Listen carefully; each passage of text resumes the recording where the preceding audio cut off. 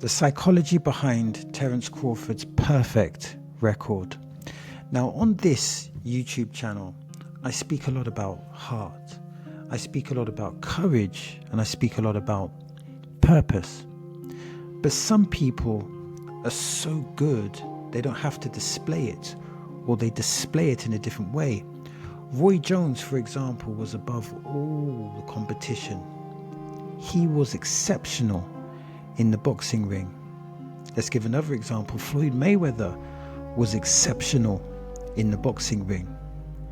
Sugar Ray Robinson, he was absolutely exceptional in the boxing ring. And Crawford, he is exceptional in the boxing ring. Often greatness may not just be genetic. Often greatness is harnessed in great environments. And great environments, they can create great champions, while poor environments can destroy great minds. And I think that's a powerful point. And in a sense, I suspect that Crawford is not just genetically great. He's not just genetically great, he is a product of a great environment. He is a product of pressure, a product of honesty, of hard sparring, of hard lessons, and harder conversations. When your environment demands excellence, average becomes painful. And I believe that is why Crawford fights with a calmness that looks like destiny.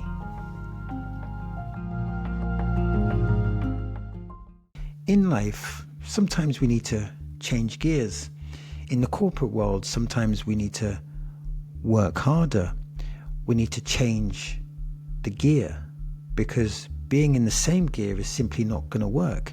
In the university world, sometimes we need to study more. We need to lock in, sacrifice the weekends. And in the boxing world, or in the boxing context, sometimes we need to increase the pressure, bite down, and walk through the fire. So when Crawford, when he fought Sean Porter, it really piqued my interest.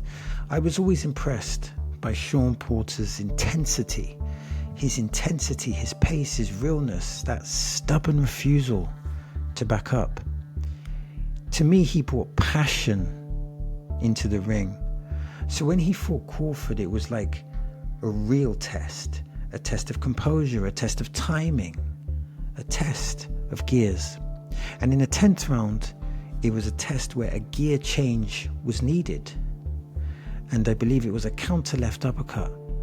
That was the start of the beginning. It really was. And with Crawford, the accuracy was just simply impeccable. He doesn't rush. He calculates. He's reading the chaos, then punishing the smallest mistakes. In this situation, he changed gears and the fight was stopped. And Crawford was a boxing master, and part of that mastery was mastering the gears. Now, in achieving excellence, think of it like this. Excellence by its very nature is rare. For example, not every student gets straight A's. That's exceptional, that is excellent. Not every student attends a Russell Group university. Not every chef is a Michelin star. So boxing operates, I would say, on the same premise. It operates on the same premise. There is good, great, and then there is exceptional and everything in between. Exceptional is the student who studies after everyone sleeps. Exceptional is the chess player who sees 5 moves ahead, while others only have the capacity to see one. Exceptional is the fighter who does the extra rounds when the gym is already empty. Exceptional is the chef who keeps improving a dish that everyone already loves. So when Crawford fought Spence, it was a pursuit of excellence. Both were exceptional. But the question was, who is more exceptional? Under the bright lights, Crawford showed an exemplary standard. The counter-punch uppercut in round 2 was kind of like a beautiful painting. It was a picture of absolute exceptional timing. And here is a question. How do you judge greatness? How do you judge it? In other words, how do you know when greatness has arrived? Well, when you make great fighters look ordinary, then perhaps that train has come. Because in essence, on that night, Crawford was the best on every single level. And as stated earlier, he was simply exemplary. Now, in today's culture, stoicism is a word that's kind of like thrown around. As with most philosophy, we hear words but rarely see the fruit of the labor, figuratively speaking. We like the quotes, but don't always live the reality. I have no idea whether Crawford has ever read any Stoicism. I have no idea whether he is aware of what Stoicism is as a word. But I have seen what Stoicism looks like when the lights are on and when he performs, because Crawford, in a simple sense, embodies a stoic mentality because he is so calm under pressure. He accepts his conditions and he does the job. He does the job in excellent fashion. He is calm, similar to Lennox Lewis, another calm pugilist. Two men who turn chaos into something controlled. Here's another perspective. When Shakespeare wrote Hamlet, Horatio was a stoic character because he was solid, steady, a man who didn't break under pressure. Perhaps if Shakespeare were to write a boxing play today, Crawford would be his stoic protagonist. Because a man without fear, a man with acceptance, that's a man that's walking into the jungle that is prepared for battle. Because he's stoic, he sharpens his tools and he studies the terrain and moves forward. While the emotional character worries, that distorts his preparation. But when you're calm and logical, you can see the problems. And this state of being, this state of stoicism, allows you to work out the solutions calmly. When we fear the problem, we create distortion and a lack of clarity because our emotions become our tools. But history shows us that this can be unreliable in life. Apparently, it takes 10,000 hours to create mastery. Now, the author Malcolm Gladwell spoke about this idea that repetition over time can turn effort. It can turn effort into excellence. Of course, there is context, and context is important. For example, those hours have to be focused and purposeful, not just time passed, but time invested. And being a master is a beautiful thing. It's a beautiful thing to see. Matter of fact, often it's an experience, something you feel. You notice the timing, the confidence in every single move.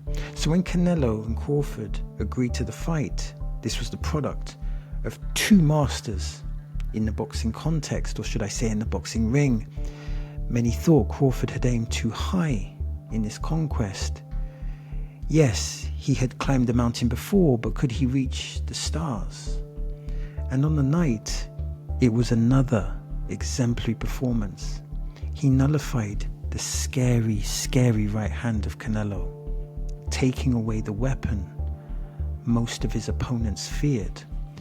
And Crawford put his punches together seamlessly, slipping, countering, stepping. And it was beautiful. The performance, in a simple sense, was a statement of boxing's oldest philosophy. Hit and don't be hit. A simple outcome on paper, but it takes mastery to do this to a legend like Canelo. And Crawford showed that he is a master of an extremely high level.